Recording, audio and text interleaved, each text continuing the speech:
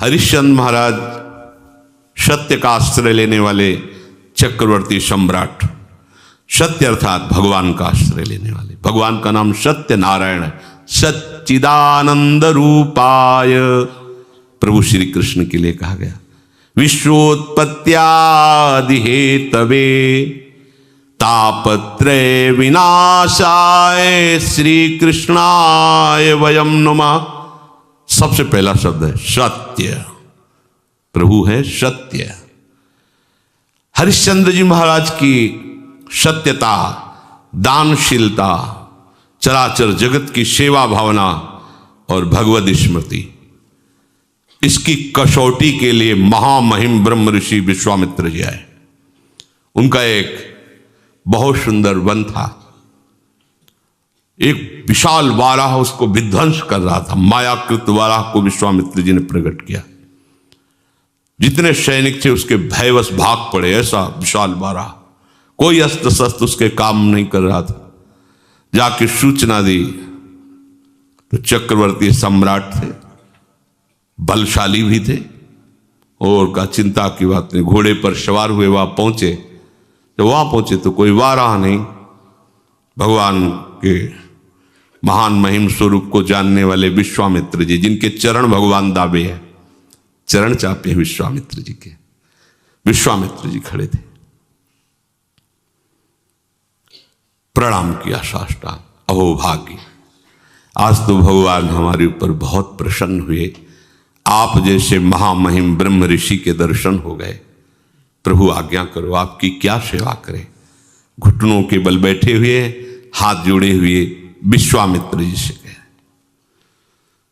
बस राजन, अगर सेवा की बात कहते हो तो घोड़े की लगाम और खजाने की चाबी दे दीजिए। वो हंस पड़े। महाराज केवल 2 चीजें? हाँ, तुम दो तो दिया।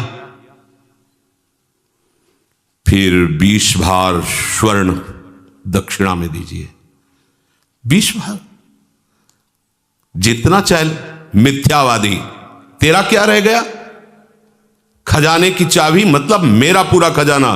घोड़े की लगाम अर्थात जहां तक चक्रवर्ती सम्राट पद में तूने यात्रा की, मेरा सम्राट पद वही जो चारों तरफ विजय प्राप्त की। बात सत्य? हां, तो 20 भार स्वर्ण दक्षिणा में। महाराज, मेरी तो बुद्धि चक्कर आ गई। सब कुछ आपका है, ये तो पक्का। अब ये 20 भार स्वर्ण, हमें उपाय बता दीजिए। तो इस राज्य से निकलो। तुम्हारे राज्य की सीमा के बाहर है काशी। काशी किसी राजा के शासन में नहीं, भगवान विश्वनाथ जी की नगरी है। जाओ वहां, छोड़ो ये राज्य और बिको, और तीनों के बिकने पर जो स्वर्ण राशि प्राप्त वो दे दो, हम संतुष्ट हो जाएंगे दक्षिणा में। देखो कसौटी।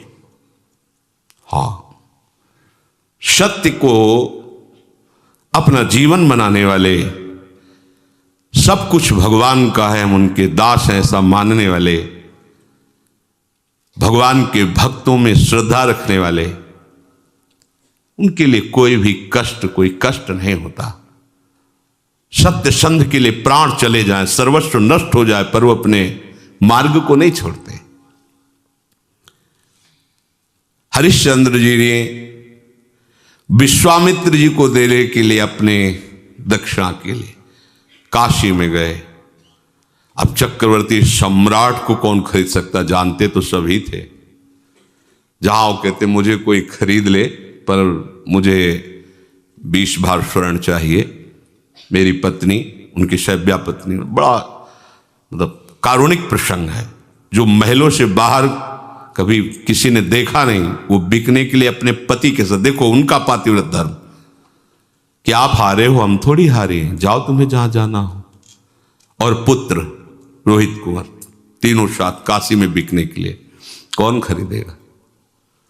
आज भी हरिश्चंद्र घाट है काशी में, तो वहां डोम स्वरूप में खरीदने वाले आए। कहा कि हमारी पत्नी, पुत्र और हम तीनों के बिकने पर मुझे 20 स्वर्ण भार चाहिए जो दक्षिणा में देना है। बोले उनको तो नहीं खरीद सकता, मैं आपको खरीद सकता हूं श्मशान की रखवाली के लिए। बिक गए।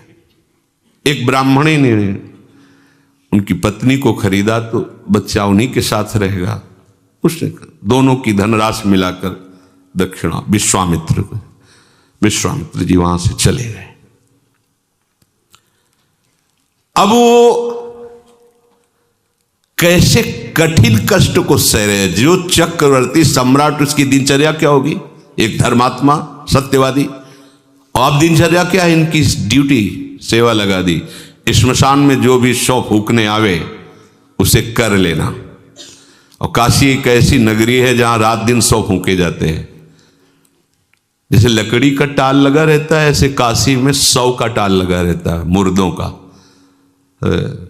50 चिताएं ऐसे जलती रहती। वह घाटों पे ही तो रहे, 50 चिताएं। दशाश्वमेध घाट है, मतलब 50 फूक रहे तो 100 इधर 100 उधर, ऐसी सब।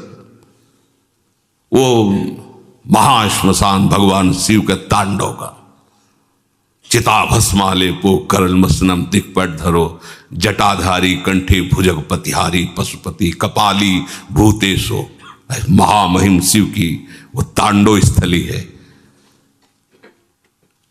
उसे हट कर हरिश्चंद्र घाट है। खड़े सोचो जरा, ऐसा महामहिम चक्रवर्ती सम्राट की सुविधा में पलने वाला शरीर, श्मशान में 24 घंटे की सेवा। भरण पोषण करने वाला मालिक कौन?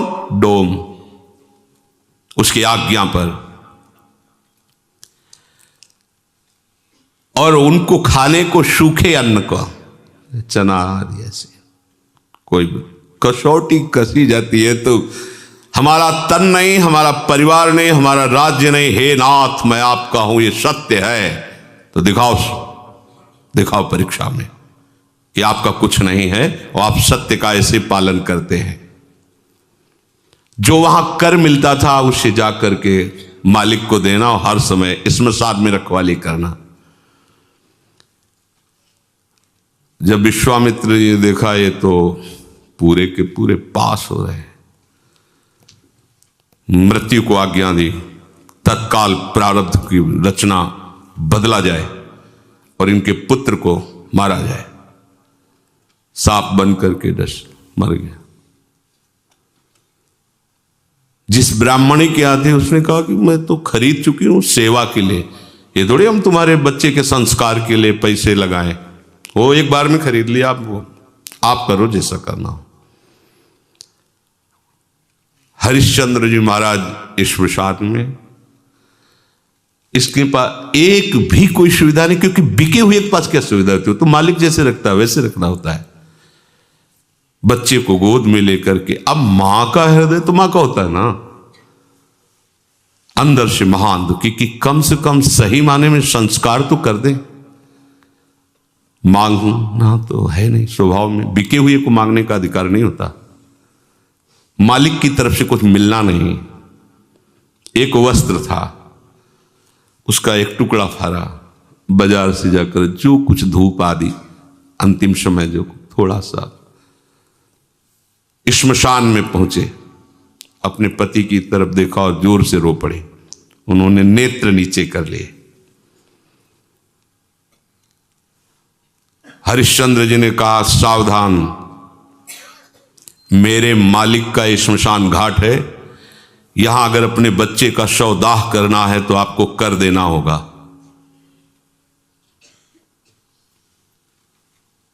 रो पड़ी। आपका भी तो पुत्र नहीं, मैं सिर्फ डोम का इस समय नौकर हूं, बिका हुआ।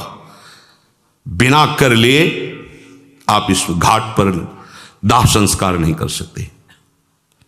तो उनका स्वामी आपको पता है ना, आप पहचान रहे हो ना, मैं सिर्फ एक बिका हुआ नौकर हूं। अगर आप यहां संस्कार करना चाहती हैं तो आपको कर देना होगा।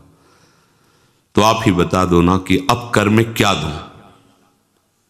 शरीर भी तो बेच दिया है, क्या है? एक पुत्र है, वो भी मृत्यु को प्राप्त हो गया है। आपकी ही सत्यता का पालन करने के लिए सब है। आप ही बोल दो ना क्या कर। तो जितना वस्त्र बचा उसका अगर आधा आप दे दो तो इसी को हम कर मान करके आपको आदेश कर देंगे।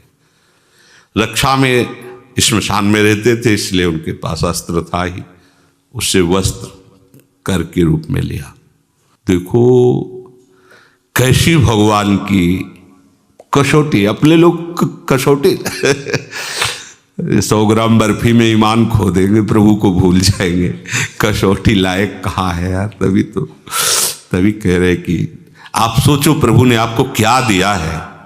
अपने लोगों को क्या भगवान हमको दिया है। तुम्हें सत्संग का महत्व पता है, तुम्हें धाम का महत्व पता है, तुम्हें नाम का महत्व पता है, तुम्हें उपासना का महत्व पता है? नहीं, फिर भी हमें ऐसी अमूल्य चीज दे दी प्रभु ने और कोई कसौटी नहीं की। कसौटी लायक नहीं तो कसौटी क्या करे। कसौटी तो इन महापुरुषों की होती है। प्रभु सर्वत्र हैं, मैं धोखा नहीं कर सकता, आपको कर देना ही होगा। फूट फूट करके रो रहे हैं। लेकिन जो सत्य प्रतीक भगवान का भक्त होता है वो कभी, अरे बड़े लीला बिहारी, बड़े लीला बिहारी, मतलब ये तो अपने लोग कलयुग के भक्त है, पूरी छूट है। हाँ राधा राधा को रबड़ी रसगुल्ला पाओ, जय हो। और वो ऐसे कृपालु इतने में रीच जाते, ले तो आरा चलवा दिया है, आरा चलवा दिया है। मोरा ध्वज चरित्र पढ़ के देखो, आरा चलवा दिया है। मेरा शरीर मेरा तू, तो चल मैं कहता हूं काट आरे से इसको। एकांत में तुम्हारे व्रत की परीक्षा होगी। देखो कैसा एकांत है, श्मशान घाट है, पत्नी और पुत्र मरा हुआ है, कोई देखने वाला नहीं। वहां डोम हाजिर थोड़ी जो उसने खरीदा था। और वो कह भी सकते थे कि देखो मेरी पत्नी मेरा आदेश बिना कर के लिए। तो एकांत में भी अपनी निष्ठा को गिरने। आप एकांत में अपने प्रभु को एक तरफ रख लो और अपने एकांत को एक तरफ देखो। एकांत में आपकी प्रभु की प्रधानता रहती है, विषय की प्रधानता रहती है। आप खुद देख लीजिए, हरिश्चंद्र जी की आंखों में एक बूंद भी आंसू नहीं है।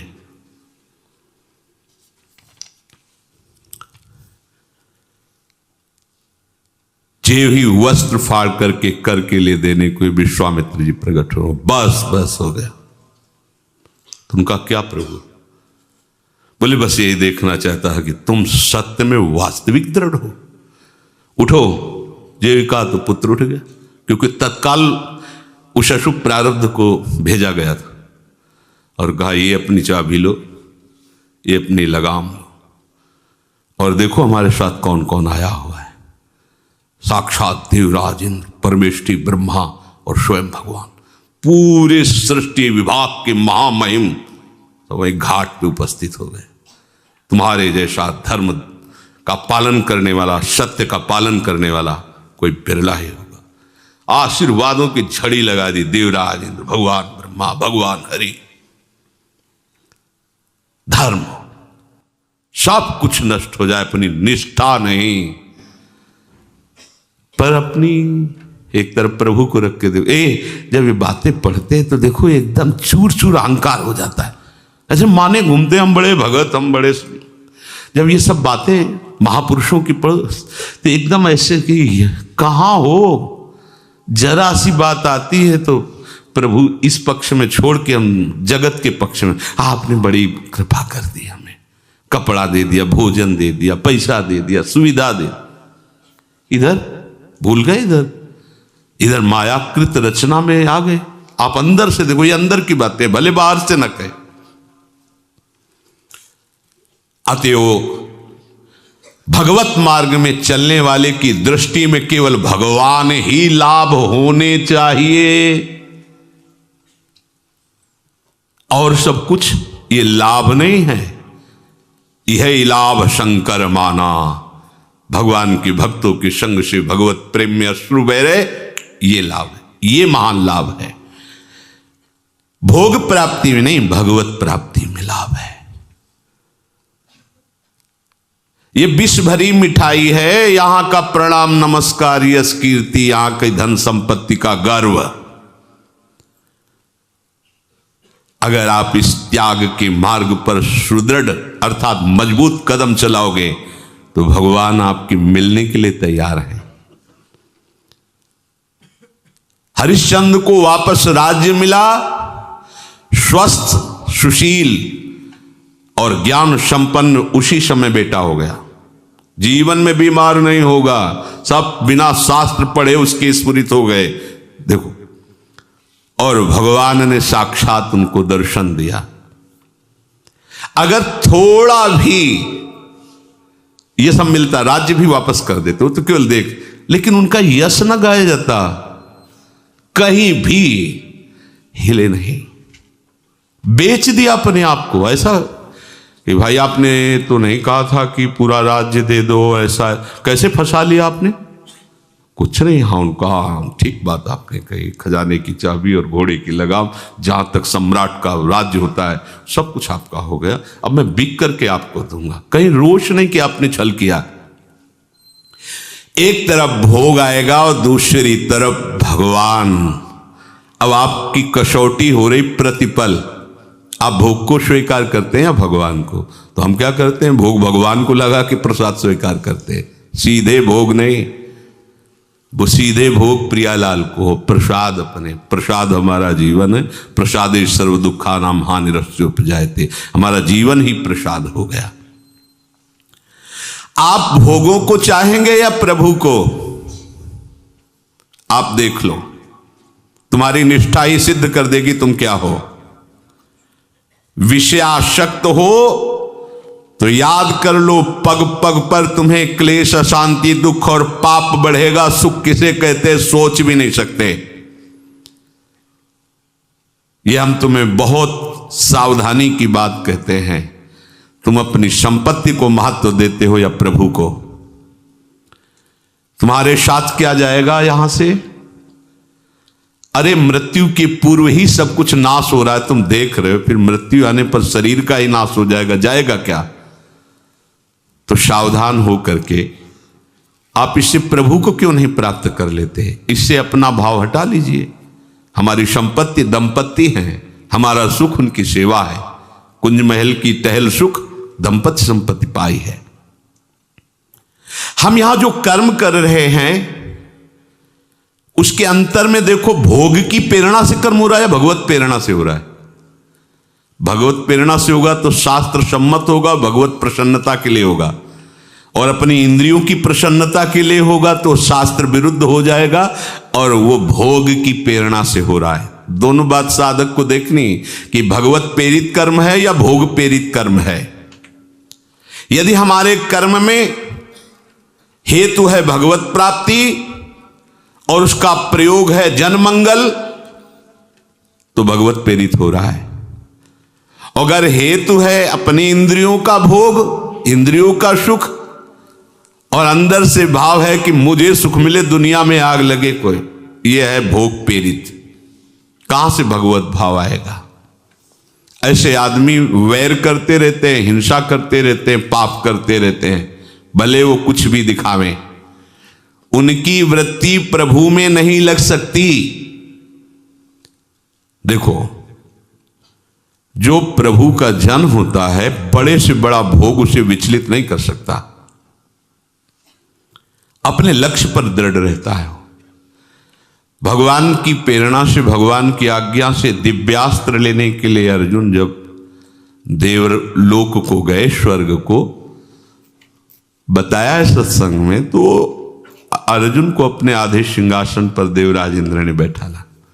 एक तो पुत्रवत भाव, दूसरे भगवान के सखा है। सभा में स्वर्ग की सबसे सुंदर अप्सरा श्री उर्वशी जी हैं। ये भगवान नारायण की जंघा से इनका प्रादुर्भाव हुआ है, इनकी जैसी कोई दूसरी अप्सरा नहीं। वो जब सभा में नृत्य गान के लिए आई तो अजान बाहु अर्जुन, कमल नयन, भगवान के प्रतिरूप है अर्जुन जी। वो देखती रह गई अर्जुन जी को। अर्जुन भी बड़ी एकाग्रता से उर्वशी जी को देख रहे थे। देवराज इंद्र की दृष्टि पड़ी। सभा संपन्न होने के बाद उर्वशी जी को बुलाया और कहा, आप अर्जुन पर आसक्त हैं क्या? तो बोले, कोई भी आसक्त हो सकता है, वो ऐसे शूरवीर है। बोले जाओ आज उनकी सेवा में उपस्थित हो, हमारा आदेश है। उर्वशी जी जहां से चलती हैं तो उनके साथ जैसे कोहरा छाया हुआ, ऐसे घना अंधकार रहता है आसपास, कोई दूसरा देख नहीं सकता बादलों का। और सौरभ से सुवासित वो मार्ग अपने आप हो जाता है जहां से उर्वशी जी अर्जुन के महल में पहुंची। अर्जुन ने जे देखा उर्वशी जी आई, आसन से उतर पड़े और घुटने के बल होकर के वो किसी और भाव से आ रहे तो कांप गए से, ये क्या, तुम जानते नहीं हो तुम क्या कर रहे हो? अर्जुन का जानता हूं, मेरी माता कुंती और आप में बिल्कुल मुझे फर्क नजर नहीं आ रहा। माता माद्री और माता कुंती, उसी दृष्टि में आप मेरी हो। बहुत रोष है। ऋषि जिनका देवराज इंद्र ने आदेश किया है आपकी सेवा में उपस्थित होने, आप ऐसा व्यवहार मत कीजिए, अर्जुन जी से कहा। अर्जुन ने कहा फिर मैं तुम्हें बता देता हूं कि मेरी दृष्टि नहीं परिवर्तित हो सकती। जय बार आप मेरे को प्रेरित करेंगे तय बार मैं माता के कर संबोधन करूंगा और उसी दृष्टि से देखूंगा। आप देखो, जहां उर्वशी जी का ऐसा कभी प्रसंग आता है तो बड़े बड़े ऋषि मुनि जो तप प्रधान हैं वो मोहित हो गए, लेकिन भगवान का सखा मात्र भाव से एक मिनट भी विचलित नहीं हुआ। तो ऐसे ही एक तरफ भगवान है, एक तरफ माया की रचना है। अब आपकी उसी समय निष्ठा की परीक्षा होगी, आप देखते रहना। ये भगवान परीक्षा नहीं लेते, आप समझो भगवान तो बड़े कृपालु हैं, लेकिन वहां तक पहुंचने के लिए अनंत शक्तियां भगवान की हैं, वो योग्य बनाती है हमें, भगवान की योग्य बनाती है। तो जब हम फेल होते तब फिर महापुरुषों की कृपा हमें उठाती, आगे बढ़ाती, पर आपको पास होना पड़ेगा इस बात में। एक तरफ आपके प्रभु हैं और एक तरफ है माया का आकर्षण। उस समय आपको सावधान होना है। आप कुछ भी खा रहे हैं, पी रहे हैं, देख रहे हैं, सुन रहे हैं, बोल रहे हैं, चल रहे हैं, तो भगवत स्मृति है कि नहीं? अगर नहीं है तो आप लुट गए उधर, आप उधर प्रभावित हो गए, उधर ज्यादा मात कर लिया प्रभु से बढ़कर, तभी तो उसकी याद उसी में तन्मय हो गए जो प्रभु से बढ़कर माना। किसी भी उपासक को इस संसार की हर वस्तु, व्यक्ति, स्थान, ये मामूली सी बात नजर आनी चाहिए प्रभु के सामने। आप देखो, ये बस समझना होगा, ये क्या, ये नहीं, हाँ ये नहीं, ये तो केवल प्रभु के लिए होना चाहिए। हाँ, क्या बात है। हमें लगता है कि एक बार भी प्रियाजू की रूप माधुरी सुनकर, देखा तो नहीं मानो आप, तो सुनकर एक बार भी विचार हुआ कभी, कैसी प्रिया जी होंगी? कह रहे कि कोटि कोटि रसना जो रोम रोम प्रति होए, प्यारी जी के रूप को न प्रमाण कहो जाते। हाँ, कैसी प्रिया जी हमारी, कभी सोचा नहीं? ऐसे साधारण मर्त रूपों को, मर्त पदों को, मर्त बातों को उपासक ऐसे करके देखे तो मतलब फिर तो गड़बड़ हो गया ना। देखो ना उर्वशी जी की तरफ कैसी दृष्टि अर्जुन जी की है। वो कह रहे कुंती माता के समान आपके प्रतिभाव है। हमारी अगर दृष्टि कहीं जाए तो अपने प्रियालाल को लेके जाए, अकेले ना जाए। अकेले जा रही मतलब प्रियालाल से बढ़कर आप उसको मान लिए हैं। अब इसकी पहचान कि आप प्रियालाल को लेकर के हो या आप उस व्यक्ति वस्तु के महत्व को लेकर हो। तो भगवान कह रहे हैं तुल्य निंदा स्तुतिर मौनी संतुष्टो एन केनचित अनिकेतः स्थिरमतिर भक्तिमान में प्रियो न रहा। थर्मामीटर डाल दो, कितना बुखार है पता चल जाएगा। ये भगवान ने थर्मामीटर दे दिया।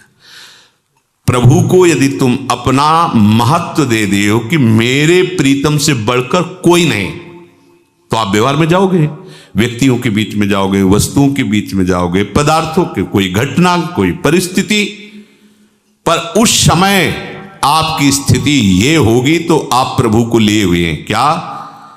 तुल्य निंदा स्तुतिर। आप जब व्यवहार में उतरेंगे तो कोई आपकी निंदा भी करेगा, है, होता है, सबकी होती है। ऐसा ना सोचो कि वाह वाह, गालियां भी मिलेंगी, वो मिलती है, और वाह वाह भी होगी। ऐसा नहीं कि केवल गालियां ही मिले, स्तुति भी होगी। क्या बात है, ऐसा भी होगा, और उधर से भी होगा। क्या बात है, कुछ नहीं, पाखंड है, नाटक है, नौटंकी है, रुपया कमाने का तरीका है। अब दोनों बातें सुनकर के तुम्हारे हृदय में कुछ भी हलचल नहीं होनी चाहिए। तुल्य निंदा स्तुतिर समान, बिल्कुल कोई हलचल नहीं होनी चाहिए। गाली मिली, अरे अब तो लोग ऐसा कह रहे हैं, ऐसा कह रहे हैं, बिल्कुल शांत। या बड़ाई हो रही, ऐसा लोग कह रहे हैं, ऐसा कह रहे, बिल्कुल शांत, कोई फर्क नहीं। तो आप प्रभु को लिए हुए हो साथ में। और मौनी, ना स्तुति करने वाले की प्रशंसा, ना निंदा करने वाले की निंदा। शांत, किसी के विषय में कुछ नहीं बोलना, शांत, मौनी। इसीलिए भगवान ने मौनी, मन शांत अपने प्रभु में लगा है। मेरे प्रभु की लीला है, कोई स्तुति कर रहा है, कोई निंदा कर रहा है, ये सब मायाकृत है। शांत, ये समझा नहीं रहा किसी को, अपने आप अपने मन, और मन को शांत किए हुए प्रभु में लगाए। मन मौन हो गया, वाणी की क्या कहे, मन मौन हो गया। भगवान कह रहे हैं अगली बात, संतुष्टो एन केनवा एन केनचित। कैसी भी परिस्थिति है, विकट से विकट घटना है या बड़ा से बड़ा महान, कोई हलचल हृदय में नहीं, संतुष्ट है, शांत है एकदम। अनिकेता, रहने के स्थान में बिल्कुल कोई ममता नहीं है कि ये मेरा है। स्थिर मतिर, भगवान में एकमात्र प्रियालाल में मति स्थिर है। भगवान कहते हो मेरा भक्त है, मेरी मान्यता में। भगवान कहे मेरी मान्यता, और मुझे वही भक्त प्रिय है जो ऐसा है। भक्तिमान में प्रियो नरा, वो मनुष्य मुझे बहुत प्रिय है। वो मैं कहता हूं मेरा भक्त है जो ऐसा है, जो निंदा में स्तुति में समान भाव, मन जिसका शांत हो गया है, वाणी जिसकी मौन, उस वाणी मौन उसी की कही जाती है। करना मौन नहीं, कितनी परेशानी है। कोई कोई मौन को तो प्रपंच से का स्वरूप बना लेता है। समझा नहीं, पूरी जान की ताकत उसमें। अरे बोल दो भैया, राधा राधा बोल के बोल दो भैया, उसको बोल दो, काहे को पूरी जान की ताकत। अब पूरा मन बुद्धि चित्त उसी में लगाए। अब 10 मिनट उसको लिखी एक बात, अब पूरा का पूरा मतलब। ये मौन भैया कभी न रहना, ये लिखा पढ़ी वाला वाला ये कभी न। विचार पूर्वक आवश्यक है तो शब्द बोले, भाई आप ऐसा कर लीजिए, राधा राधा, शांत, उसे मौन भी कहते हैं। विचार पूर्वक आवश्यक है तो शब्द बोल दिया, नहीं शांत है। अब ऐसा नहीं कि वह लगे हैं तो लगे हैं प्रपंच की बातें घंटों करने में, ये ऐसा नहीं। हमने देखा है, अब वो गैस जो बनती है ना, कैसे निकले, तो हम हमारे पास मौनी भी रहे हैं। तो गंगा किनारे जैसे बैठे ना, ना हमें भजन कर लेते रहे, खुद भजन कर। अब वो उधर चित्तवृत्ति लगाओ तो भजन छूटता, चित्तवृत्ति न लगाओ तो समझ नहीं सके। नहीं समझा नहीं महाराज क्या कहे। अब बालू में अब बालू में पढ़ो, उसमें मतलब बहुत ही बेकार बात है, बहुत ही बेकार बात। वो खुद चिंतन नहीं कर सकता, दूसरे को भजन में विक्षेप पहुंचाएगा। वो कहा जाता है मौन, कुछ नहीं इससे। राधा राधा राधा, कोई बात है तो सीधे बोल दो। वाणी बोलने के लिए है, अमूल्य वाणी है, परहित की वाणी से बोलो, भगवान नाम लेके बोलो, भगवान नाम लेकर चुप हो जाओ। तो बीच में जो कुछ परहित की भावना से कहोगे भजन ही माना जाएगा। इसे मौन। संतुष्टो इनकी, कैसी भी परिस्थिति हो असंतुष्ट मत हो। कैसी भी खान पान व्यवहार के अच्छी से अच्छी हो तो भी बुरी से बुरी हमें नहीं। शरीर का जैसा प्रारब्ध, जैसा हमारे प्रभु विधान रखते हैं वैसे हमें चलना। शांत रहो, संतुष्ट रहो। संतुष्ट तभी रह सकते हो जब आपके पास प्रभु है। जैसे पारसमणि जेब में है, सोने की अंगूठी कोई ले गया या गले की चैन ले गया तो आप असंतुष्ट होंगे क्या? जानते, घर जाते 1 किलो लोहे में छुआ देंगे, सोना बन जाएगा। कितनी जंजीरें पहनो, पहन लो। पारसमणि जिसकी जेब में है उसके पूरे सोने को चुरा लिया जाए तो असंतुष्ट होगा क्या? क्यों? उसे पता है पारसमणि घर जाकर के मंदोमन सोना बना लेंगे हम। ऐसे ही जिसके पास भगवान है, पूरी सृष्टि उसके खिलाफ हो जाए, उसको असंतुष्टता होगी क्या? अरे सबको प्रकट करने वाला मेरा स्वामी मेरे पास, जो सब कुछ बना हुआ है वो मेरे पास स्वामी है, अब मुझे क्या कमी? सब छिन जाए, सब नष्ट हो जाए तो भी वो मुस्कुराएगा, क्योंकि उसके पास सब कुछ बनाने वाला है। और प्रभु नहीं है तो ये बात नहीं आएगी संतुष्टो एन केनवा। अगर आप सच्चाई से भगवत मार्ग में चल रहे तो आपकी निंदा होगी तो आपको बिल्कुल परेशानी नहीं होगी। और अगर आप निंदा में परेशान हो गए तो आप खोज लो आपके साथ कोई गलती है, कोई असाधन है। जिसकी निंदा हो रही, जिस विषय की, भले वो ना हो लेकिन और कोई है असाधन, इसीलिए आपको बुरा लग रहा है। असाधन नहीं होगा तो निंदा बुरी लगेगी नहीं, पक्का। अपमान नहीं बुरा लगेगा, पक्का। सम्मान अच्छा नहीं लगेगा, प्रशंसा अच्छी नहीं लगेगी, पक्का। यदि आप सही मार्ग में चल रहे तो ये लक्षण आएंगे। सम्मानम कल्याति घोर गर्लम नीचापमानम सुधा, ये थर्मामीटर है। पर चाहे जितना हो, जब प्रशंसा होती है ना तो यहां देखना, यहां कुछ ठंडा ठंडा सा लगता है, ऐसा बढ़िया है। और जब कोई निंदा करता है ना तो दृष्टि ऐसी होती कि दुर्वासा वाली तपस्या अगर पास होती है तो आज दिखा देते कि महात्मा की निंदा का फल क्या होता है, भस्म ही कर देते इसको। वो ऐसी, और यहां एक जलन होगी, बिगड़ गया सिस्टम, यहां फर्क पड़ गया दोनों में, इसलिए आप प्रभु को स्वीकार नहीं किए हैं। अगर प्रभु को स्वीकार किए तो यहां फर्क नहीं पड़ेगा, विश्व में चाहे जितना बड़ा फर्क पड़ जाए। दिल में दिलवर बसा हुआ है, फिर क्या परेशानी है? तो उसको बसाना थोड़ी, वो तो बसा हुआ है, तुम्हें स्वीकार केवल करना है। हर समय उसी के चिंतन में रहना कि वो है हमारा। ये इतने बड़े बलवान हो जाओगे, इतने बड़े धनवान हो जाओगे कि पूछो मत। अरे ये प्रभु जिसके पास है तो फिर रह क्या गया? एक ऐसे निमेष में अनंत ब्रह्मांडों की रचना करने वाला हमारे हाथ पड़ गया। अब हम कोई रचना में परेशान होना है क्या? वो नई रचना एक सेकंड में कर देगा। हमारे पास इतना, मुख में हो राम नाम, राम तेरे हाथ में। बोले तुम चिंता मत करो, अमुक पदाधिकारी मेरे हाथ में है। तो भक्त कैसा होता है? प्रभु का नाम जपता है तो प्रभु उसके हाथ में है। जैसे पतंग जिधर चाहे उड़ावे, ऐसे बंदे तू अकेला नहीं, राम तेरे साथ, भगवान तुम्हारे साथ है। ये बात समझना। अनिकेता ये प्रियाजू का है। हम सब प्रियाजू के आश्रय में रहे, कोई से मेरा नहीं कह सकता है, ना आप कह सकते हैं ना मैं कह सकता हूं। ये प्रियाजू का है।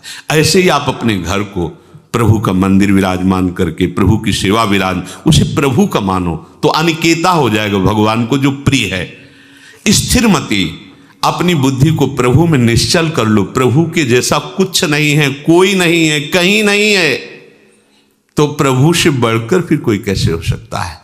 पर हम लोग यहां घाटा सह लेते हैं, प्रभु से बढ़कर किसी वस्तु व्यक्ति स्थान को महत्व दे देते हैं तो भजन छूट जाता है। प्रभु कहते हैं जो ऐसा भक्त है वो मुझे बहुत प्रिय है, और वही वास्तविक संसार की सेवा अपने जैसा भाव करके कर सकता है। शेष चर्चा आगे। श्री राधा वल्लभ।